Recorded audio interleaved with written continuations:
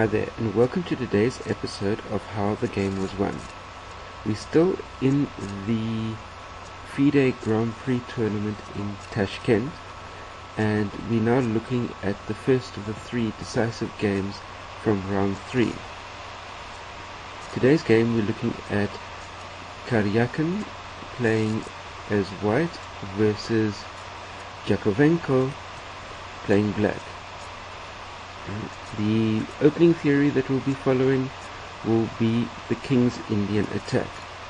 And just to give a little bit of background as far as the King's Indian attack is concerned, I remember reading a book a couple of years back referring to the King's Indian attack as being the opening for players that don't want to spend or don't have the time to spend vast amounts of time studying opening theory, because it's an opening that is almost like a one-size-fits-all approach to whichever type of defense that black is wanting to put together. The King's Indian attack effectively sets up the same type of format, which gets you into familiar lines as you're going along. However, if you're wanting to do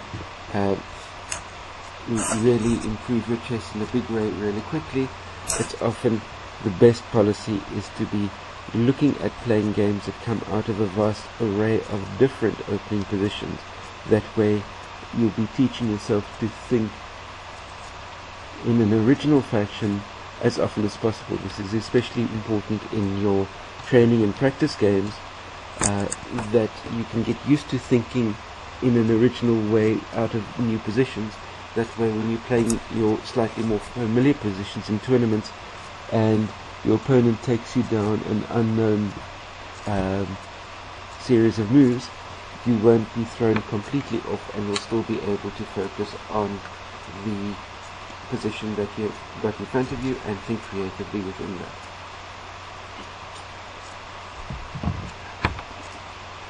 So without further ado, let's fly through the first couple of moves of the game, so you can see how it progressed.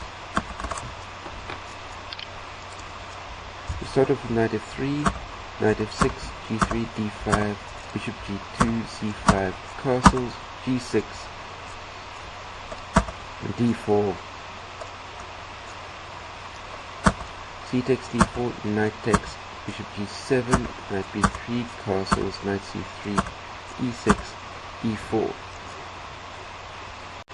And what we have here is effectively a Fianchetto Grunfeld type of setup, but with the colors reversed. And with the colors reversed, it means that white effectively has an extra tempo within the Grunfeld defense, but it is not that vital, but it does allow white to achieve his break out of the Grunfeld type of setup without any impediments. So the game continued. D takes, knight takes, knight takes, queen takes, queen, rook takes, bishop takes e4, knight c6, c3, e5, bishop e3, f5, bishop d2, bishop f8. White can be really happy with the opening result that he's got here. He's got the slight edge based on the fact that his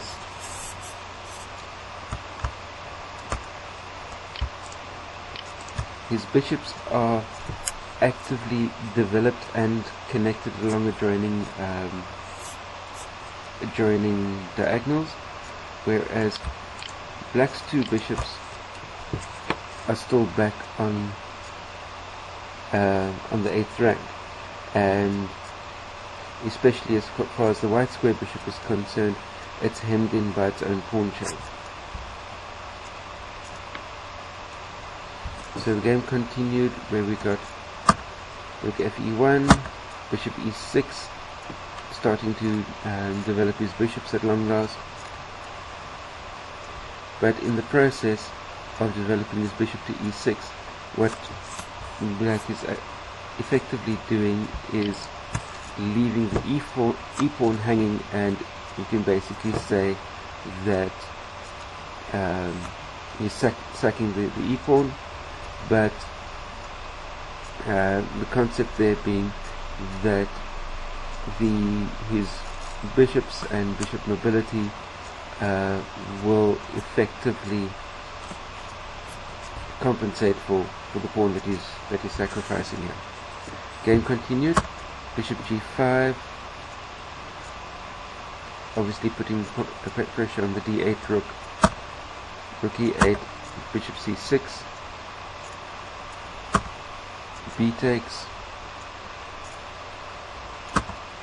rook takes e5, bishop d5, bishop f4, g7, rook e8 check,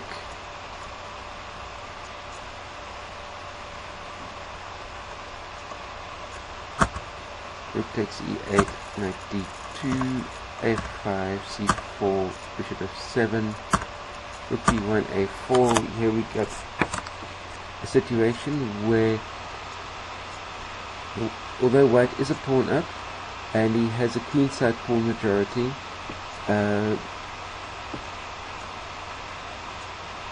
converting this will be troublesome, even though black's got too isolated and therefore weak pawns between on the queen side, as opposed to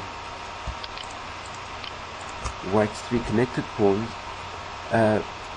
Black has on its side in turn the advantage. Now black's got the advantage of the two bishops, again joined along or controlling adjoining diagonals, pointing down at the queen side where white has the pawn majority. So converting this pawn up for white will be a troublesome affair. But let's see how it continued. b3 obviously, so you've got a takes, which means that you've now got a 2 versus 1 situation as far as pawns on the queen side are concerned. h6, h4, rook e7, b4,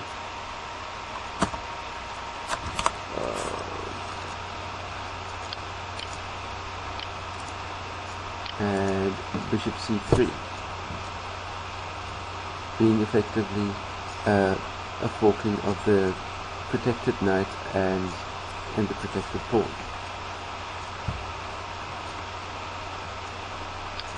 So this position helps white along a little bit more, but for black possibly you might be able to convert something from the opposite color bishops. We can have a look see. Other possibilities for black instead of bishop e3 could have been, for instance, bishop d4, where white would have played obviously b5, or for that matter he could have played knight b3 with bishop f6 for black, but that still gives white plenty of problems to solve. Whereas if he played b5, the game could have continued c takes, rook e2, and we've effectively gotten an equal position coming out of there. So getting back to the game at hand, where black played bishop c3. Here again, white pushes the pawn with b5, and we've got c takes. So now we've neutralized, we've sucked off the pawns, and white's single pawn majority on the queen side has become a passed pawn on the b file. And black plays a move here that looks completely logical, but turns out to be the decisive error of the game, and by playing rook b7. As an alternative, black could have played bishop takes d2 with bishop takes, where black's now reduced it down into an opposite color bishop ending with a5, b6,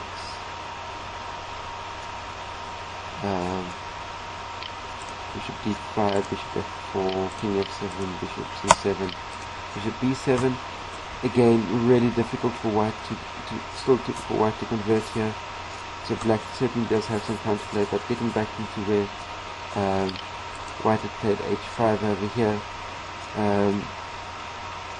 Interesting possible continuation that would obviously need to be looked at in a lot more detail with post-game analysis. Might be f3 in this position, but again f3 gives white a slight advantage with maintaining some degree of control over the e4 square, or effectively the e4 f4 squares, which means that black won't really be able to get his king around incredibly easily either. And with the bishop where it is, the bishop is controlling those squares as well, so there's really nowhere for the black king to be able to get around, to be able to put pressure on the kingside pawn, which would then obviously leave the way open for the white pawn to storm through, supported by the rook. But getting back to the game at hand, black had played rook b7, which allowed white to continue with push the pawn b6, bishop a2, rook b5, h5, knight f3, and now basically there's absolutely nothing that black can do to stop the pawn from getting through, and it just requires sound in-game technique, and the pawn will get through to the 8th rank. The game continued with king f7, bishop e5, exchange bishops. Now black doesn't even have his bishop pair, nor is there an opposite color bishop situation anymore. So in this situation, black resigned. Simply put, I'll play through the most likely continuing moves for the remainder of the game, where black could play, for instance, king f6, f4. Again, by playing f4, there's no way that the black king will be able to get in because of the control of those two squares.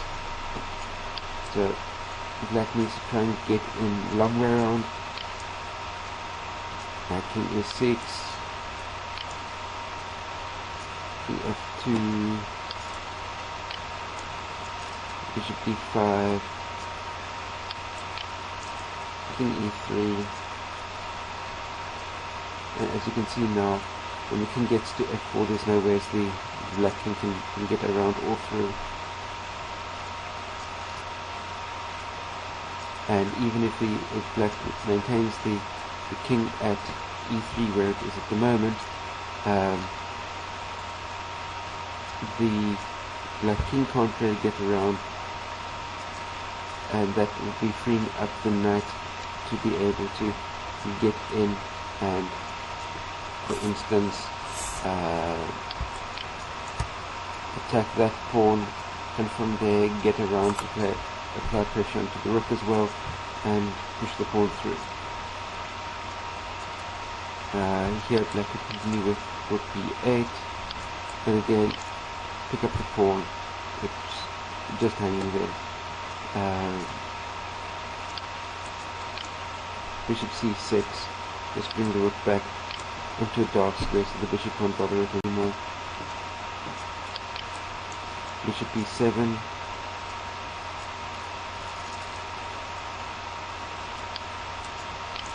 bring the knight back, rook g8, and king back to f2, king d6, stumping the king across there, but I mean there's not really anything that the king will be able to do to this pawn.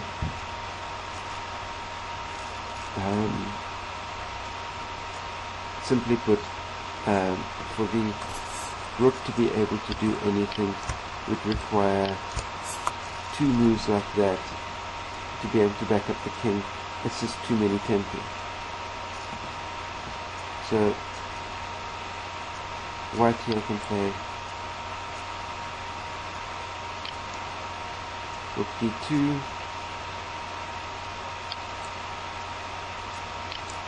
king c5, applying pressure to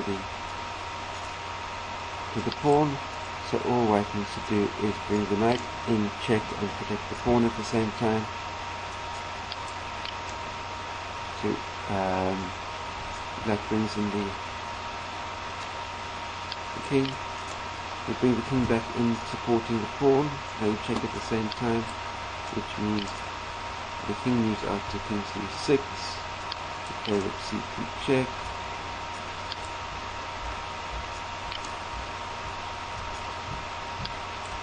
Take the knight, but we've got this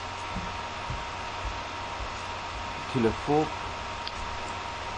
king d6, rook takes, and really there's nothing much that can be done here. That we can play, for instance, king c5,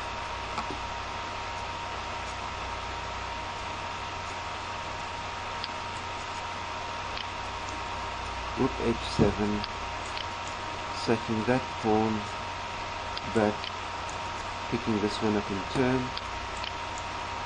forces a rook to f8, so we just bring the king up. King c7,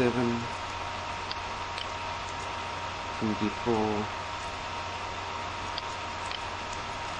king d6,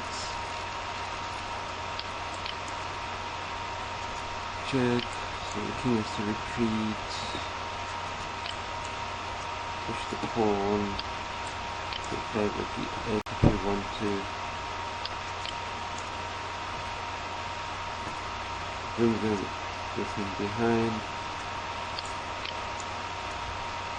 okay, check, not that it really makes that much difference whatever, we've got the opposing kings, the gaining king of opposition should I say.